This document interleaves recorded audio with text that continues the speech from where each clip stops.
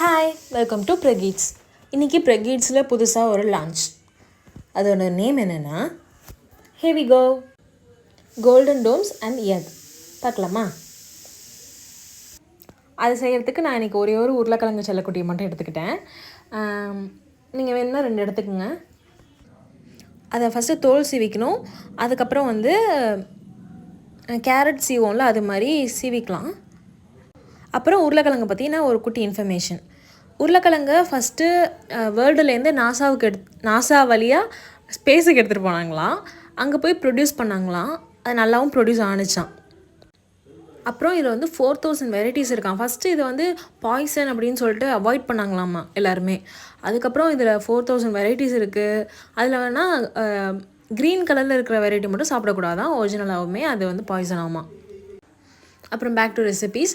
இதை நான் இது மாதிரி சீவிக்கிட்டு தண்ணி ஊற்றி நல்லா வாஷ் பண்ணேன். அதுக்கப்புறம் என்னன்றதை ஒன்றா பார்க்கலாம். இன்றைக்கி நான் ரெசிபி ரொம்ப கிளியராக சொல்கிறேன். ஏன்னா இது நானும் லான்ச் பண்ண போகிறேன். இது ரொம்ப டேஸ்ட்டாக இருந்துச்சு. முடிஞ்சால் ட்ரை பண்ணி பாருங்கள். ஈஸியாகவும் இருந்துச்சு. ஈஸினா ஒரு 15 மினிட்ஸ் ஆணுச்சு. 15 இல்லை, எனக்கு ஒரு 10 to 12 மினிட்ஸ் ஆணுச்சு. ஈஸி தான். அதை கழுவி எடுத்துக்கிட்டு தேவையான அளவுக்கு உப்பு, அப்புறம் பெப்பர், அப்புறம் ஜீரா பவுடர் 3த்தையும் போட்டு நல்லா மிக்ஸ் பண்ணிட்டேன். அதுக்கப்புறமா கார்ன்ஃப்ளவர் 1 ஸ்பூன் அளவுக்கு போட்டு திரும்பவும் மிக்ஸ் பண்ணிட்டோனையும் அதை எடுத்து நான் என்ன பண்ணேன்னா டோம் ரெடி பண்ணேன். அந்த ஹாஃப் பாயில் மேலே அந்த டோம் நம்ம ப்ளேஸ் பண்ணணும். நான் 3 தான் செஞ்சேன். ஏன்னா ஒரு உருளைக்கிழங்குல 3 டோம் தான் வருது. நீங்கள் 2 யூஸ் பண்ணிங்கன்னா 6 வரும். அது ஃபுல்லாகவுமே நம்ம அந்த ஹாஃப் பாயில் ஃபுல்லாக அதை வைக்கலாம். ரொம்ப நல்லாயிருக்கும், பார்க்கறதுக்கும் நல்லாயிருக்கும். ஒவ்வொரு பைட்டுக்கும் நமக்கு அந்த டோம் கிடைக்கும். எனக்கு நான் 3 பைட்டாகவே பிச்சுட்டேன். அதனால் எனக்கு 3 மட்டும் போதும்னு சொல்லிட்டு நான் விட்டுட்டேன். பீயிங் ஃப்ராங்க், எனக்கு ரொம்ப நேரம் சீவுறதுக்கு டைம் இல்லை. என் பொண்ணு அழுதா. அதனால் சீக்கிரமாக நான் 3 மட்டும்தான் செஞ்சேன். அதை பணியாரக்கல்லில் வச்சோன்னே எனக்கு ஹாஃப் ஸ்பியரில் கிடச்சிது.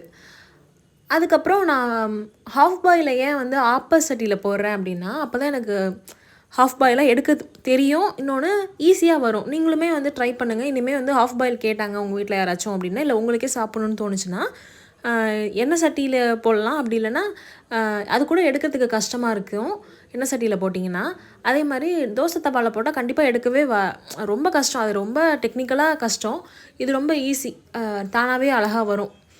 நான் அதுக்கப்புறம் என்ன பண்ணேன்னா, இது ஹாஃப் பாயில் வந்தோடனே அங்கே இருக்கிற டோமை எடுத்து 3 பக்கத்தில் ப்ளேஸ் பண்ணிட்டேன். பார்க்குறதுக்கு தமிழில் இருக்கிற அக்கேனா மாதிரி இருந்துச்சு.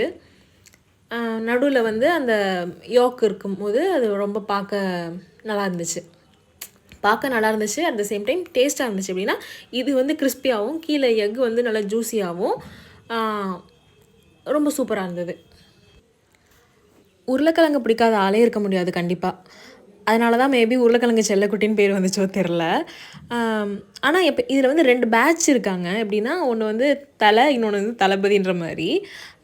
உருளைக்கிழங்கும் தயிர் சாதம், இன்னொன்று உருளைக்கிழங்கு ரசம் சாதம் அப்படின்னு சொல்லிட்டு 2 பேட்ச் இருப்பாங்க. நீங்கள் அதில் எந்த டைப்புன்றதை கண்டிப்பாக கமெண்டில் சொல்லுங்கள். இப்படி தான் எனக்கு வந்துச்சு. ரொம்ப டேஸ்ட்டாக இருந்தது. அது என்னால் சொல்ல முடியாது. அதனால தான் நான் இதுக்கு ஒரு ஷார்ட்ஸ் கூட கொடுத்துருந்தேன். இதை பாருங்கள், இதோட ஃபுல் ரெசிபி நாளைக்கு சொல்கிறேன் அப்படின்ற மாதிரி நான் சொல்லியிருந்தேன். இல்லை, கமெண்ட் பண்ணுங்கன்னு சொல்லியிருந்தேன். இப்படி தான் இருந்துச்சு பார்க்குறதுக்கு. இதை நான் கண்டிப்பாக உங்களுக்கு பிச்சு காட்டுறேன். இதை முடிஞ்சால் நீங்கள் செய்யுங்க, முடியாட்டியும் செய்யுங்க. யாருக்கும் அனுப்பி செஞ்சுதான்னு சொல்லாதீங்க. ஏன்னா நான் பாவம், எனக்கே எல்லோரும் அனுப்புகிறாங்க. ஸ்டில் நான் செஞ்சு தருவேன். எனக்காச்சும் கண்டிப்பாக செய்வேன். எனக்கு டைம் பெருசாக இல்லை. ஓகே, முடிஞ்சால் செய்யுங்க. இல்லை பிடிச்சவங்களுக்கு அனுப்பி செஞ்சுதான்னு சொல்லுங்கள். அப்புறம் கமெண்ட் பண்ணுங்கள் செஞ்சிங்கன்னா. எனக்கு இன்ஸ்டாகிராம் ஐடியில், என்னோடய ஐடியில் ஷேர் பண்ணுங்கள்.